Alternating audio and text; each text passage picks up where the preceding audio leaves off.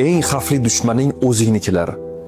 Kutmagan paytingda chuqurga yiqar, vujuding tiriklay go'ringga tiqar.